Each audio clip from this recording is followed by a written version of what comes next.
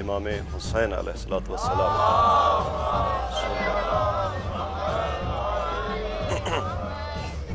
جس میں آپ نے ہم جیسے جو طالب علم ہیں جن کو علماء کہا جاتا ہے، عالم کہا جاتا ہے، ان کا علمی مبلغ بتایا ہے اور فرمایا ہے کہ عالم وہ نہیں ہے جس کی ہر بات درست ہو،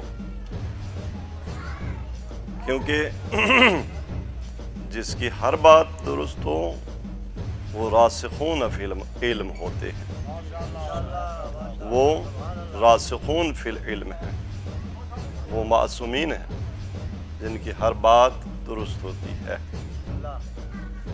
لیکن جو غیر معصوم علماء ہیں ان میں آپ کسے عالم کہہ سکتے ہیں؟ عالم کون ہوتا ہے؟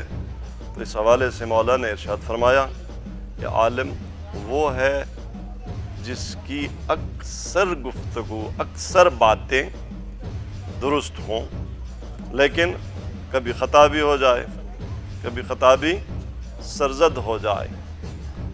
اور پھر مولا نے اگلی بات یہ فرمائی کہ اگر عالم کی ہر بات ٹھیک ہو، کیا جاتا ہے اگر ان کی ہر بات ٹھیک ہو تو یہ عالم اپنے علم کے تکبر میں مجنون ہو جائے گا۔